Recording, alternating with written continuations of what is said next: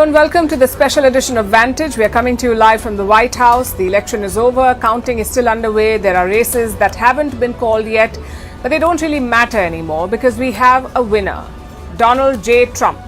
He will become the 47th president of the United States. Joe Biden has already invited him to the White House to discuss the transition of power. So what will Trump 2.0 look like? Who will be on his team? What are his plans for the first 100 days in office? What will his presidency mean for India and South Asia? And Trump isn't the only winner in this election. There's also Elon Musk. He bet on the right horse and it's paying off. We'll tell you who else is set to gain from this Trump presidency. Meanwhile, Kamala Harris has finally conceded. She spoke to her supporters yesterday and said that she will keep fighting. But is her dream run in politics over? Also, who are the Democrats blaming for this loss? Is it Harris or someone else? There are two Americas today. If you walk around Washington, D.C., you can feel that. One group is thrilled about Trump's win. The other feels it's the end of America. And the middle ground? There doesn't seem to be any. In this divided climate, Kamala Harris broke her silence. She was slated to speak on Tuesday night, but as the results came in, she cancelled it. The campaign said it wanted some time, perhaps to make sense of the drubbing. Then yesterday, Harris returned to her campaign site, Howard University in D.C. She said the election is over, but the fight is not. In our nation, we owe loyalty not to a president or a party, but to the Constitution of the United States.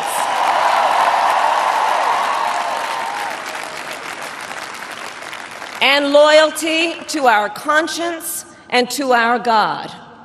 My allegiance to all three is why I am here to say, while I concede this election, I do not concede the fight that fueled this campaign.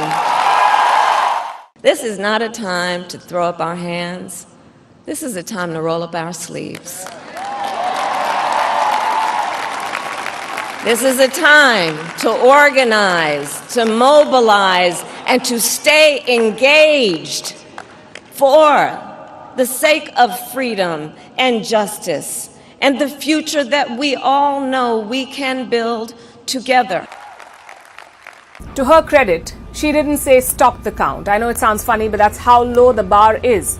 Meanwhile, Trump had a busy day in Florida.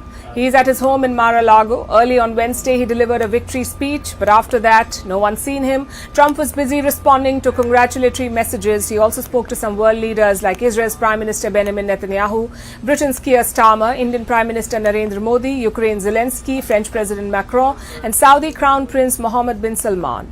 All of them congratulated Trump. They also called for deepening ties under his leadership. Joe Biden and Kamala Harris also called Trump. Harris called him to concede the election and Biden invited him to the White House. Harris apparently told Trump to be a president for all Americans. Trump responded by praising her strength and tenacity. I guess that's politics for you. Your mortal enemies on the campaign and reluctant friends afterwards. But Harris and Trump talking to each other will not solve America's divisions. Yes, Trump won easily, but the people are deeply divided. Listen to some of them.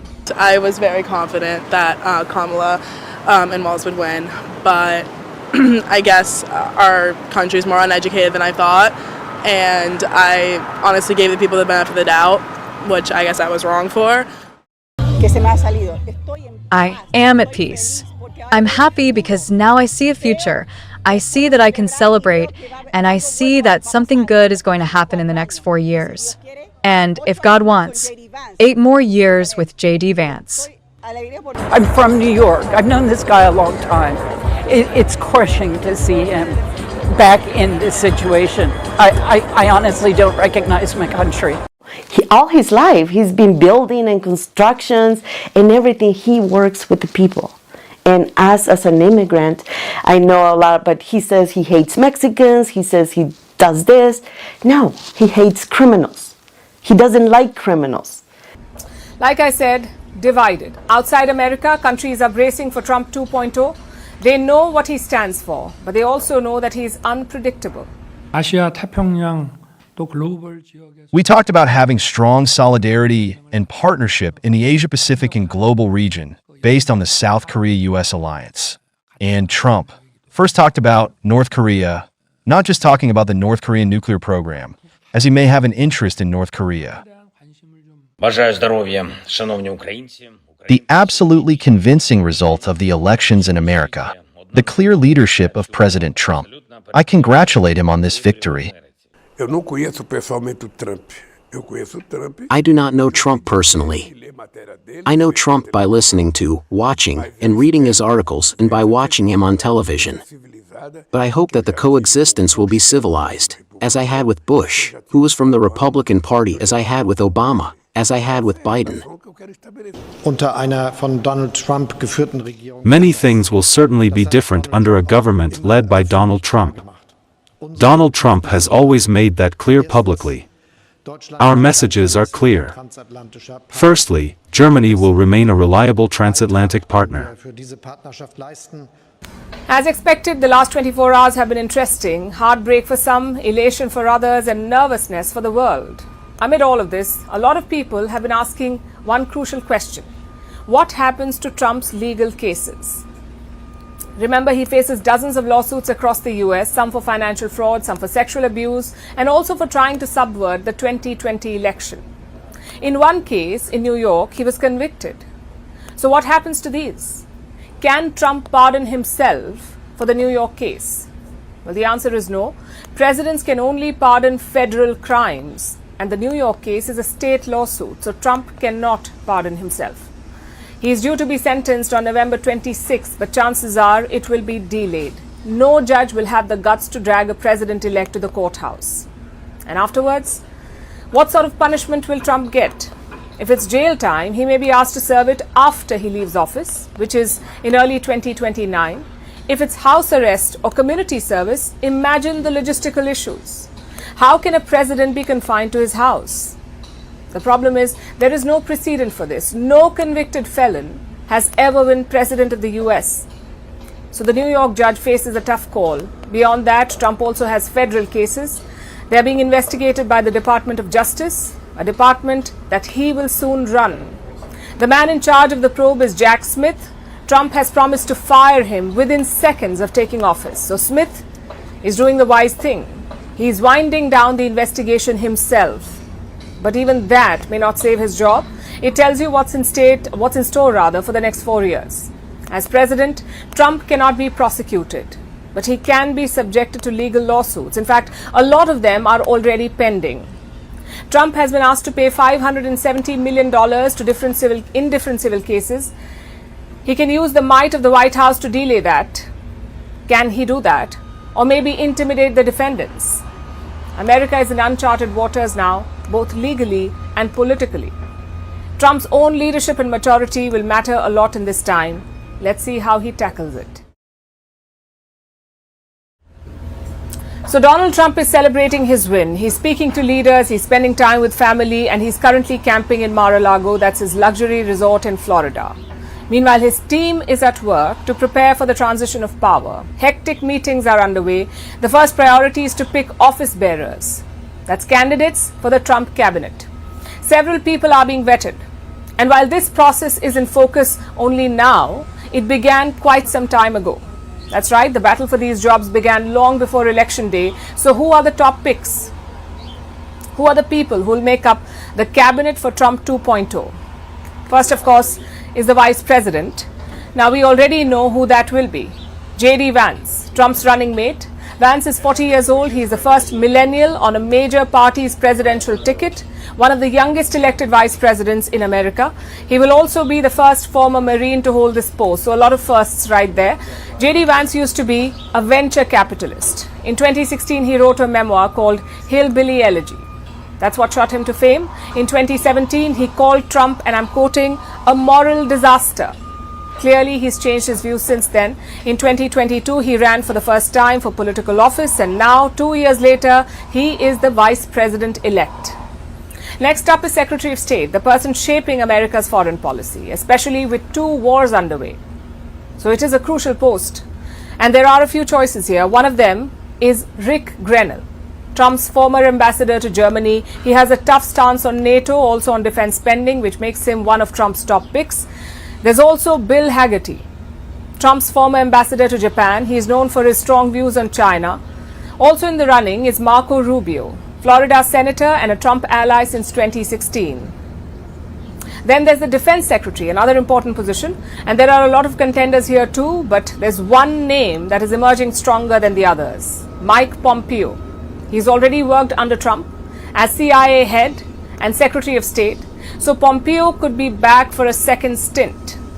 Fourth on the list is Treasury Secretary. Trump won because he pledged to fix the economy, so he needs someone who can do that. The top pick is Scott Bessent. He is a hedge fund investor, also an economic advisor to Trump. He supported his use of tariffs before. Another contender is Larry Kudlow, a prominent TV financial analyst.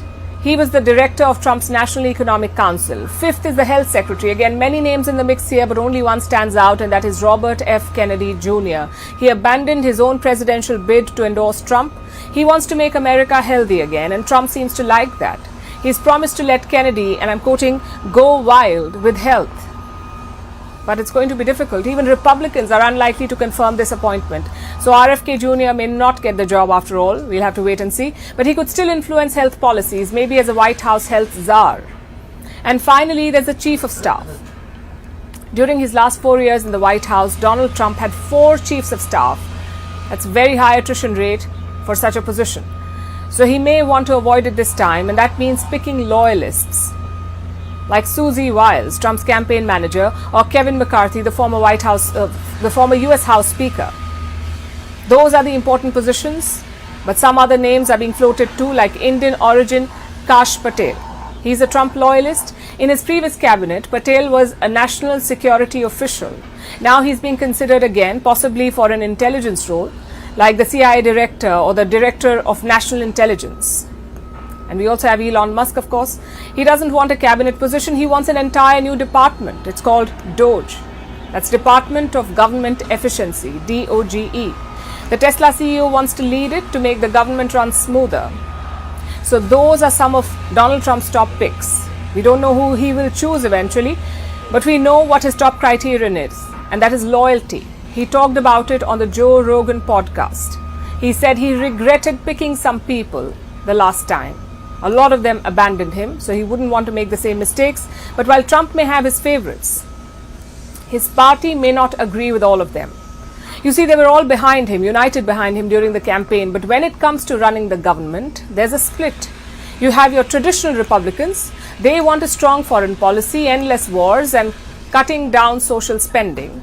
Then there's the populists, your J.D. Vance, Donald Trump's son, Don Jr., and even Tucker Carlson. They don't want the wars. They want to cut military aid. They want to boost industries. So that will be a battle going forward. We'll have to wait and see how it impacts the functioning of the Trump government. After he picks his team, Trump will get down to business. America is dealing with a host of problems. Chief among them are the economy and illegal immigration.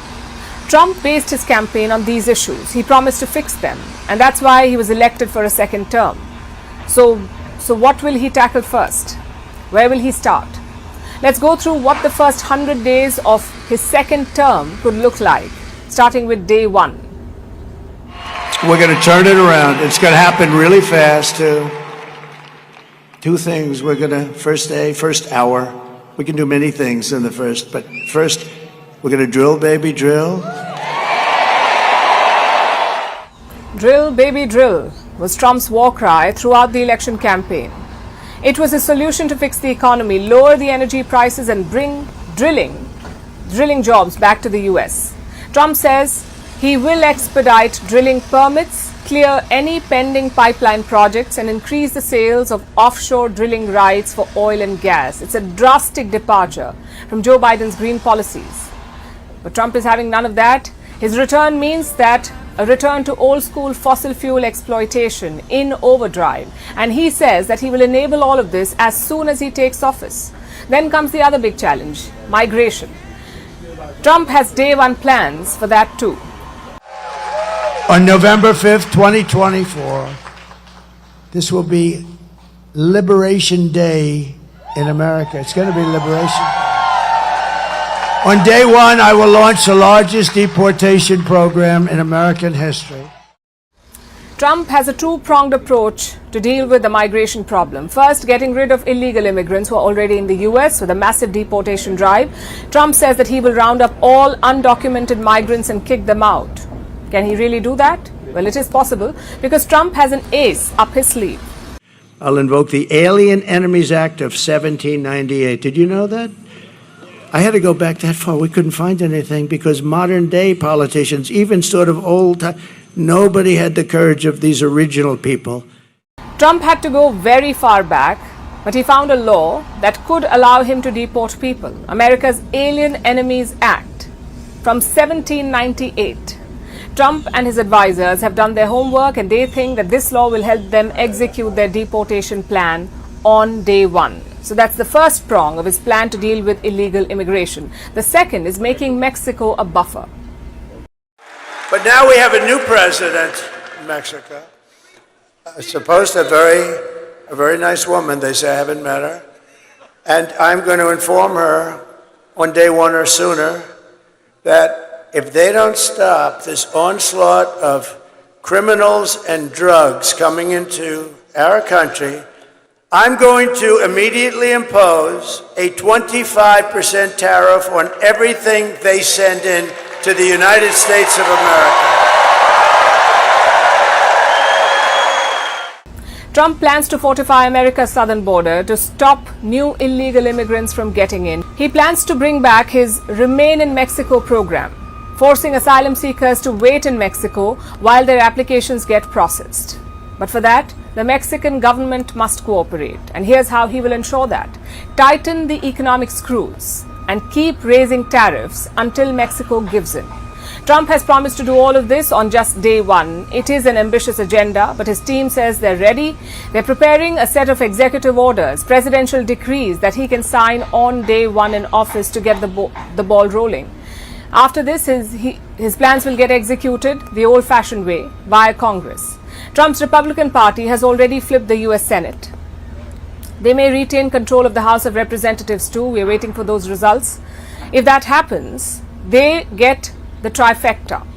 Control of both houses of Congress plus the presidency. The Republican Party will control all these three arms of government. Then nothing can stop Trump from passing the laws that he wants. If that happens, we can also expect tax cuts. Within days of Trump taking charge, Republican Congress leaders are reportedly circulating this letter. It shows that tax cuts are on top of the agenda. There will be other important issues to address too, but tax cuts, drilling and deportation are the focus of Trump's first 100 days in office.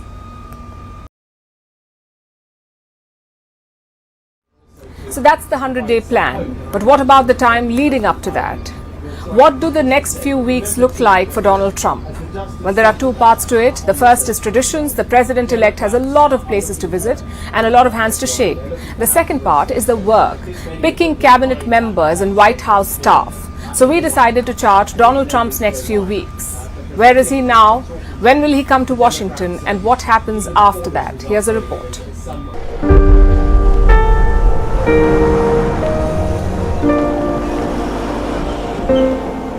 This is home base for Donald Trump, his residence in Florida's Mar-a-Lago resort. This is where he plotted his comeback, where he hosted foreign dignitaries and where he watched his election triumph on Wednesday. A media contingent is camping across the shore. Patrol boats are also on alert. After all, this isn't just a former president's home. It's also the next president's home.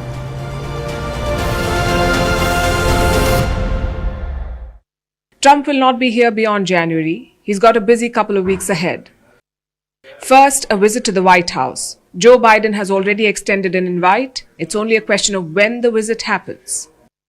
As per tradition, the incumbent president hosts the incoming leader at the White House. In 2020, Donald Trump skipped that tradition, but in 2016, he was hosted by Barack Obama to what turned out to be an awkward meeting. Expect animosity to hang in the air because Donald Trump will be hosted by two of his presidential rivals, Joe Biden, who defeated him in 2020, and Kamala Harris, whom he defeated this year. Away from Washington, the transfer of power begins. December 17th is the first step. State electors will meet in respective state capitals. These electors make up the Electoral College. For example, Texas has 40 Electoral College votes, meaning they have 40 state electors. All of them will cast their vote for the candidate who won that state. In this case, Donald Trump. This exercise happens in every state, after which these votes are transferred to Washington, D.C. It reaches here on the 25th of December. The next step happens right here at the US Capitol. The state electoral college votes are counted and certified by a joint session of Congress. The Vice President conducts this proceeding and certifies the election. In this case, Trump's rival, Kamala Harris. This is usually a routine event in the transition of power, but this time it has been declared a national security event. Why?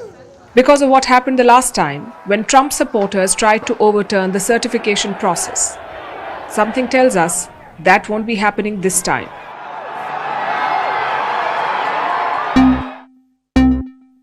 After that, it's a countdown to inauguration. Trump will be quite busy on these days. He must pick political appointees, select cabinet members, receive daily presidential briefs, basically set up an entirely new administration. Chances are he will do that from Florida, from his Mar-a-Lago home. Ladies and gentlemen, the President-elect of the United States, Donald John Trump. Then, on January 20th, comes the big day. Trump's second inauguration. He will return to Washington, D.C. ahead of that. This is Blair House, the white building that you see behind me. This is the official presidential guest house, and it is tradition that the president-elect spends the night here before Inauguration Day. Joe Biden and his wife Jill did that on January 19th before his inauguration. And in 2017, Donald Trump also stayed at the Blair House before his inauguration. There was a lot of speculation that he might prefer a hotel, but he ended up staying here finally. Let's see if he sticks to that tradition this time. This is Trump's second time on this ride. Last time, he visited a church on Inauguration Day, after which he headed to the White House. The president and the president-elect ride together from there to the Capitol Hill. They will use the presidential limousine, the Beast, a car that Trump used just 4 years ago. And this is where the inauguration happens, on the west front of the US Capitol. The public can get free tickets from members of Congress. Usually inaugurations are attended by all former presidents and first ladies. The president-elect takes his oath of office on top of those stairs. Trump used 2 Bibles to take his oath the last time. One was his own, the other belonged to Abraham Lincoln. I, Donald John Trump, do solemnly swear. After the inauguration, the new president sees off the outgoing leader. The Bidens will get one final ride on Air Force One. And the destination? Anywhere you pick. Once Biden leaves, it's the Trump show. He will first attend a luncheon at the US Capitol. There he will sign nominations and maybe even executive orders. After that, Trump will inspect military troops from the Capitol building. And then it's back to the White House. Ceremonial military regiments, citizens' groups, marching bands, all of them lead the president and the first lady to the White House. They walk through Pennsylvania Avenue, often surrounded by hundreds of supporters who line the streets. All those traditions and steps bring us back here to the White House. Donald Trump will be back in the presidential limousine, the Beast. The motorcade will drive him from the US Capitol to the presidential mansion behind me, and thus another American presidency will begin. For Donald Trump, his second one. Trump spoke to a number of world leaders yesterday. Among the first was Prime Minister Narendra Modi. And there's a story here. US leaders often reach out to their allies first. Joe Biden did that in 2020. He took calls from Justin Trudeau of Canada, UK's former Prime Minister Boris Johnson, he was Prime Minister then, Francis Macron, and the German Chancellor. These are America's most important allies. Biden spoke to Modi almost 10 days after winning the race. But look at Trump's call list on day one. It has Indian Prime Minister Narendra Modi and Saudi Crown Prince Mohammed bin Salman. What does that tell you? What experts have always said, Trump is not a fan of the traditional Western alliance. He is keen to expand his Asian partnerships. In his call with Modi, Trump was all praise. He called India a magnificent country. He called Modi a magnificent man. And he promised to work for global peace. We know Trump is a great salesman, so don't fall for his pitch. Look at his policies instead. What does a Trump presidency mean for India? Foreign Minister Jaishankar was asked this question today. He listed out 4 possible impacts. Listen to this. One, there was already a reordering of supply chains, which was taking place. Some of it would certainly be somewhat disruptive, but we in India perceive it as an opportunity. There will be, in a way, more geopolitical hedging. What accompanies the digital aspect of a product or a service or a technology, I think will come under greater scrutiny. Even a United States under Donald Trump will make a distinction in immigration and mobility, that for them economically justified mobility will have to be fostered. We spoke about the rest of it yesterday. So let's turn our focus to India's neighborhood. How will Trump influence this region? Consider Pakistan first. In his first term, Trump openly called out Islamabad's double game. He accused them of harboring terrorists. We can no longer be silent about Pakistan's safe havens for terrorist organizations, the Taliban, and other groups that pose a threat to the region and beyond. We have been paying Pakistan billions and billions of dollars. At the same time, they are housing the very terrorists that we are fighting. But that will have to change, and that will change immediately. And this is exactly what India says, that Pakistan is supporting terrorism, and Trump followed up his criticism with actions. In 2018, remember, he cut off most military aid to Pakistan. He said, first crack down on terrorism, then we can talk aid. It triggered a lot of backlash in Pakistan. Trump's effigies were burnt in Pakistani cities, so the generals will not be happy about his comeback, especially after the recent reset.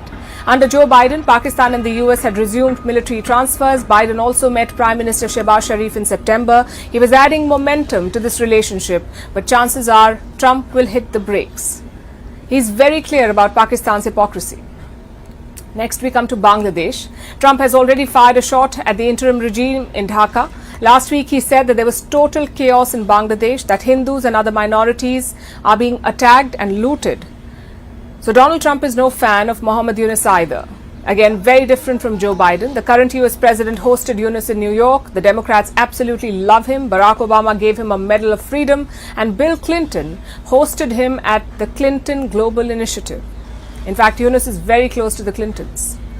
Will that affect US relations with Dhaka going forward?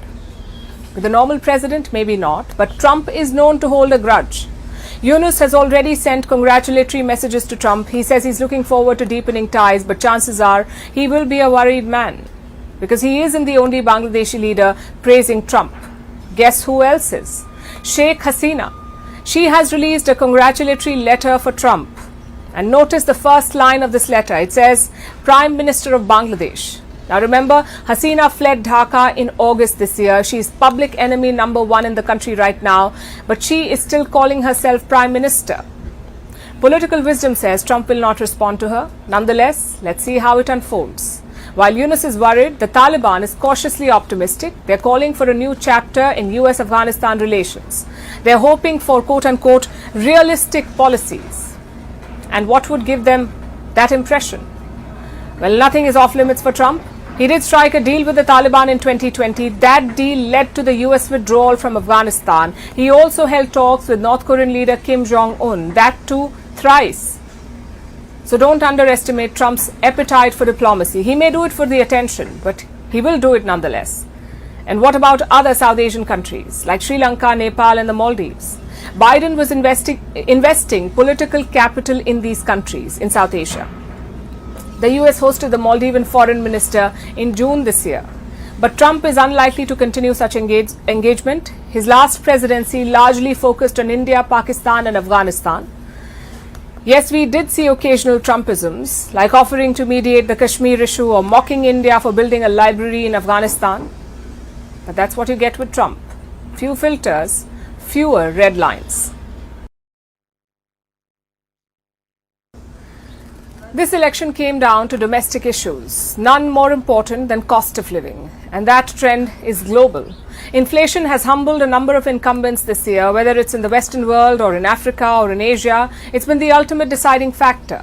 Let's look at some of the elections we had in 2024, and we had a lot of them. More than 60 countries held elections this year. Around 50% of the world population voted. Now look at the results. In Britain, the ruling Conservative Party was ousted. The Labour is now in power. Around 45% voters said inflation was the biggest issue for them. In South Korea, we had parliamentary elections this year. President Yoon's party was wiped out. The Liberal opposition won a landslide. One of the biggest election issues was the price of green onions. In South Africa, the unthinkable happened. The ruling African National Congress lost its majority after 30 years, basically for the first time after apartheid. In France, same story. The right-wing parties won the European Parliament elections. The left-wing led the national elections. And who lost out both the times? President Macron's centrists. In Iran, we had presidential elections. Their hardline president was killed in a chopper crash. And who did the people replace him with? A reformist. And finally, you have Japan. The ruling party decided to call snap elections last month. They ended up losing more than 60 seats. Again, rice prices were a key issue. Of course, all these elections had a regional context too. But cost of living was common and a key issue. It cut across ideological lines. This factor did not spare left-wing leaders or right-wing leaders. It impacted all of them.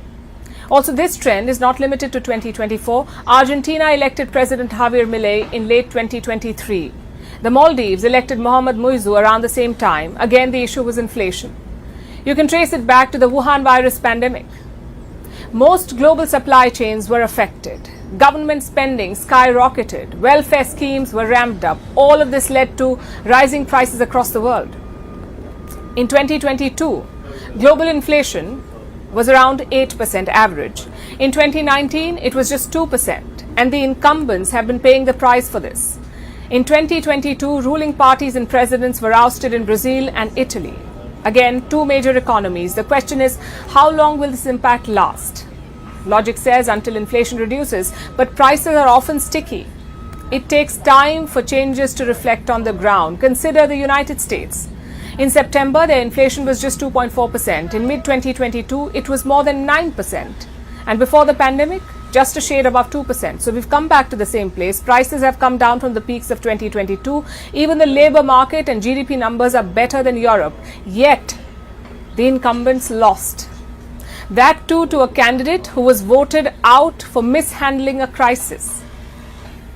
It tells you a couple of things. One, GDP growth and inflation graphs look good on TV channels, but people care about real life impact, about the numbers at petrol pumps and at the grocery store. They want to see if headline gains trickle down to them or not.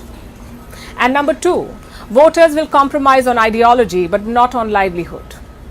That's why the Democrats lost nearly 13 million voters from 2020. That's why Hispanics voted for Trump despite his rhetoric. It's a message to politicians around the world. Virtue signaling won't bring you the votes, nor will hate mongering. Voters care about concrete results that impact them directly. The question is this trend here to stay, or is it a temporary fallout of the pandemic? As they say, only time will tell. The year was 1980. Donald Trump was 34 years old. He was America's most flamboyant billionaire, and he described politics as a very mean life. Those were his words. He said that capable people choose business. But 7 years later, he entered politics. Over time, he's made 3 presidential bids, and now at 78 years of age, he has defied odds with a stunning political comeback. Well, that's Donald Trump for you. A businessman turned reality star turned president. Love him or hate him, you cannot ignore his persistence, his contradictions, and his fire. Our next report brings you Trump's story. A twice impeached pariah, self-exiled in Florida, disgruntled over his 2020 defeat, silenced after the January 6th riots. This was Donald Trump in late January 2021. But by late February, the former president had had enough. So he made a public appearance at a right-wing conference in Orlando. It was his first as a newly private citizen of the United States. Trump took center stage, opened his arms wide and said, "Did you miss me yet?" Well, that's Trump for you. Love him or hate him, he's persistent, deliberate, delusional, and arguably charming. Now, less than 4 years later, Trump has pulled off an extraordinary reversal. Bulldozing those who doubted him, and a long winding journey led Trump to this moment. He was born in Queens, New York in 1946 to immigrant parents.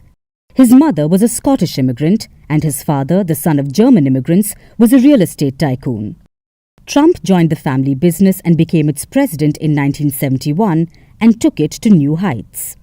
Under Trump, the business shifted from residential projects in Brooklyn and Queens to swanky Manhattan projects, including the Trump Tower, which was his home for many years. Then came casinos, golf courses and hotels. Next on the radar for Trump was the entertainment world as the owner of several beauty pageants. He also sold everything from neckties to beverages, after which Trump went from being a businessman to a reality star. He hosted 14 seasons of the reality show The Apprentice. Soon, he was a household name.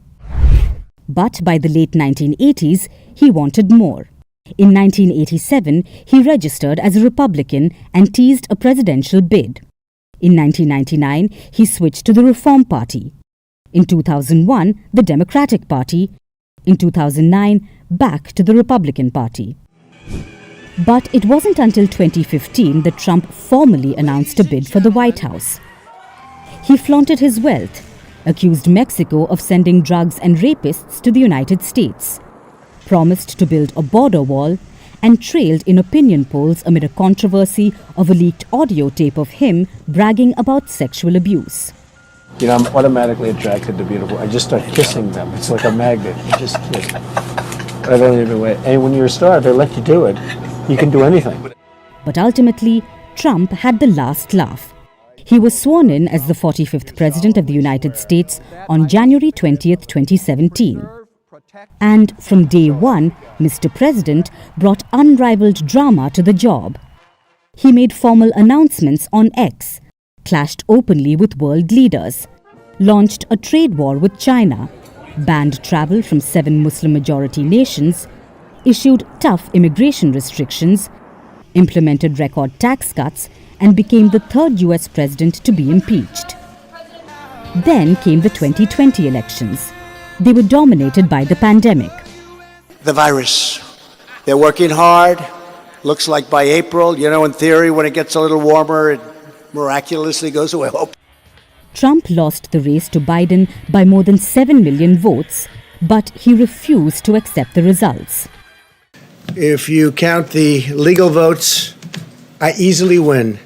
If you count the illegal votes, they can try to steal the election from us.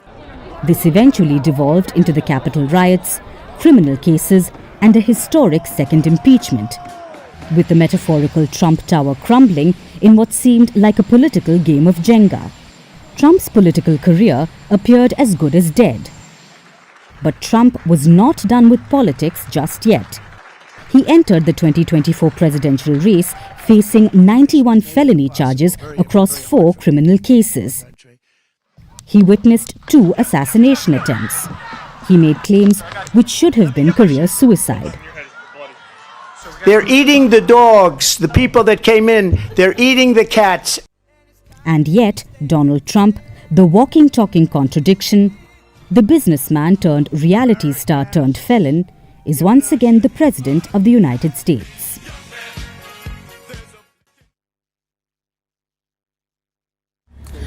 Our next story is about containment. How does one stop a Donald Trump? Stop Trump from doing whatever he likes and steamrolling over anything he doesn't? This question is extremely important for Europe right now, especially members of NATO. They have two major fears. One, Trump may destroy the alliance, and two, that he will stop backing NATO's current project, the defense of Ukraine. Let's start with NATO's existential threat. NATO stands for North Atlantic Treaty Organization. It's a defensive alliance with 32 members, the US and Canada on one side of the Atlantic Ocean and 30 European nations on the other side, hence the name North Atlantic Treaty Organization. NATO promises to protect every member. An attack on one member is seen as an attack on all. That's the concept. It's supposed to be reassuring, but perhaps it was too reassuring for Europe. For decades, they took the foot off the gas. They allowed the US to act as their protector. They relied on Big Brother America when it came to any defensive needs. And it may have continued had it not been for Trump. Trump believes that Europe is taking the US for a ride. He thinks they aren't contributing enough to NATO, not paying their fair share. Trump had pointed this out throughout his first term, and in February, he made a threat. He said he may allow Russia to invade, and I'm quoting, delinquent NATO countries, nations who did not contribute 2% of their GDP to defense. This threat sent shockwaves through Europe, and objectively, it did work. European NATO members decided to Trump-proof the alliance by just doing as he asked, by increasing their spending. Look at this graph. Up until last year, only 10 NATO members reached the 2% threshold. They spent 2% of their GDP on defense. This year, that number is up to 23 countries. The number of NATO members paying their fair share has more than doubled. This includes both France and Germany. It's something they've been keen to highlight. But finally, which is nevertheless also to participate in an overall strengthening of the alliance, in particular by fulfilling the contribution objectives and the famous 2% of the gross domestic product. And that's why I would like to emphasize once again that the discussion about the 2% is one thing. We all know that, in case of doubt, the 2% can only be the lower limit in the long term. Both France and Germany were talking about NATO contributions yesterday, saying that even 2% was just the beginning. Talk about a complete U-turn. Both France and Germany seem to have secured their place in the NATO and maybe in Trump's good graces. But they're still worried. All of Europe is. And France wants to use this as an opportunity. President Emmanuel Macron wants to wean Europe away from the US. There has been a strategic awakening among us Europeans, and we must embrace it. We cannot delegate our security to the Americans forever. That is another form of Trump-proofing, reducing their reliance on the United States. European leaders have gathered in Brussels today to decide how to go forward with this. So that is how NATO is dealing with its existential problems. But what about Ukraine? NATO has been backing Ukraine against Russia for over 2.5 years now. They have put all their eggs in President Volodymyr Zelensky's basket. But Donald Trump doesn't think that way. He doesn't blame only Russia for the war. He blames Zelensky too. Trump has promised to end the war in Ukraine, and reports say that he could ask Ukraine to give up some of its territory to Russia. So how does NATO plan to deal with this? How does Joe Biden plan to deal with this? Well, both camps have been taking steps to Trump-proof their war effort. Earlier this year, NATO took over some responsibilities from the United States. They set up a command center in Germany to coordinate aid supplies and training for Ukraine. By handing over this duty to NATO, the Biden administration partially Trump-proofed it. And that isn't all. Biden has been trying to expedite shipments of aid, the money already promised and allotted to Ukraine. He wants all the aid sent by the end of this year, and the logic again is simple: spend all the money fast before Trump takes the wallet back. But they can't really do much else. New aid commitments won't be possible. Trump could just cancel them the minute he takes over. So there's a limit to Trump-proofing the Ukraine war, and that's bad news for Zelensky, but it may be good news for American taxpayers. We told you about the Trump camp. Now let's look at the other side, the Democrats. They lost the White House, they lost the Senate, and they are on track to lose the Congress too. In simple words, it's a dumpster fire, and the Democrats don't know how to extinguish it because they are busy pointing fingers. Some blame Kamala Harris, some hold Joe Biden responsible, and a few slam the party's image altogether. But what exactly was the problem? How did the Democrats go so wrong? Our next report examines. It's time for a postmortem. 3 months ago, it looked like the Democrats had it all. A new young candidate, an energized support base, millions of dollars in donations, a string of high-profile endorsements. It's like they could do nothing wrong. Yet, they did do everything wrong. They lost the presidency, they lost the Senate, they may lose the House too. So it's really a turn of fortune for the Democrats, and the blame game has begun. Some of them are pointing fingers at Kamala Harris. After all, she was leading the charge. She began her campaign over 100 days ahead of the election. It was supposed to be a new guard. Yet it was the same old wine in a new bottle. Harris failed to shed her Biden baggage. Her dilemma was obvious. This was a man who selected her. How could she abandon him and slam his policies? But that did not go down well. American citizens wanted more, yet what they got was an extension of the same. Plus, Harris made most of her campaign about Trump. She highlighted what he would do to damage America. But she didn't highlight how she would make it better. And while she was loyal to Biden, the Democrats don't feel so good about the president right now. He may have delivered them a win in 2020, but many believe he lost them the election this year. His administration was highly unpopular. He stayed in the race till very late. And when he did leave, he chose his vice president. No incumbent party has ever won with a president with a 40% approval rating. So the odds were stacked against the Democrats. If Biden had stepped down earlier, they could have had a primary. Candidates would have been able to prove their might. And they would have had a battle-tested candidate. Not Kamala Harris, who previously had a lackluster run in the Democratic primaries. But beyond blaming Harris or even Biden, there's a bigger problem for the Democrats. An image problem. Bernie Sanders pointed it out.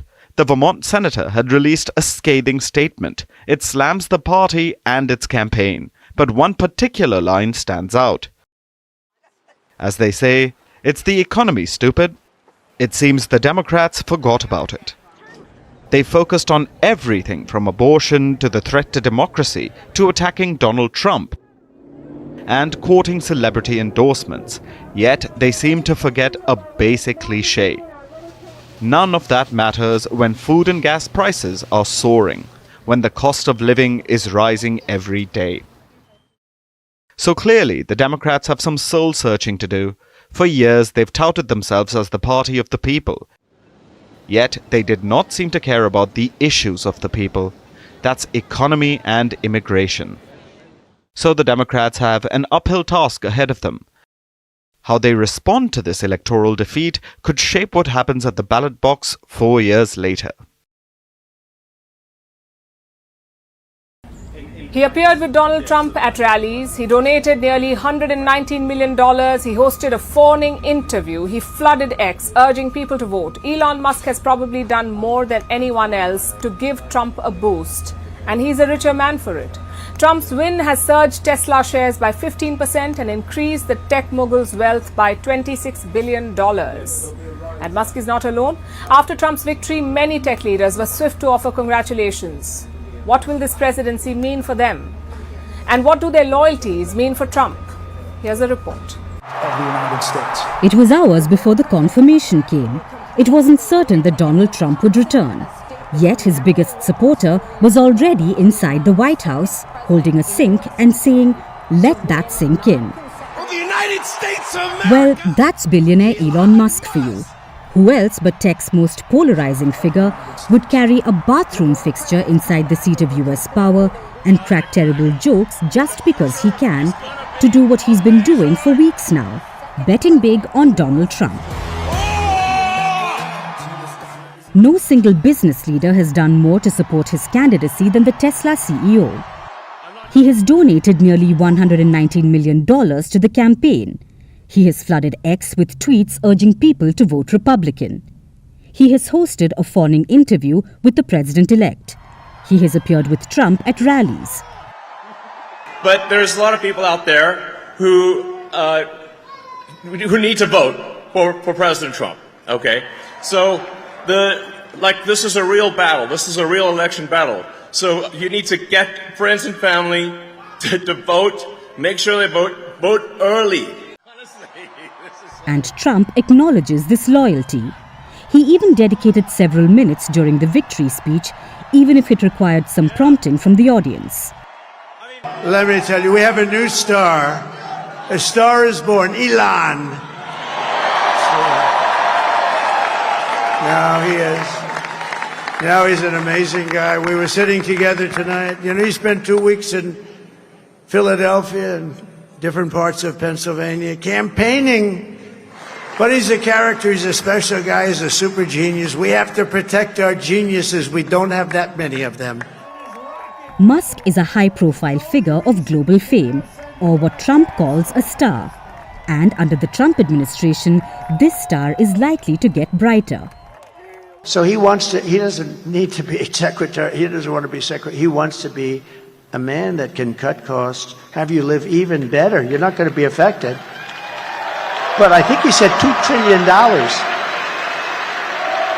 And nobody would do it better than him, and he's going to do it very responsibly, and we have to, it's amazing that, you know, he just wants the country. That's why he endorsed me very strongly. Elon Musk, the guy is incredible.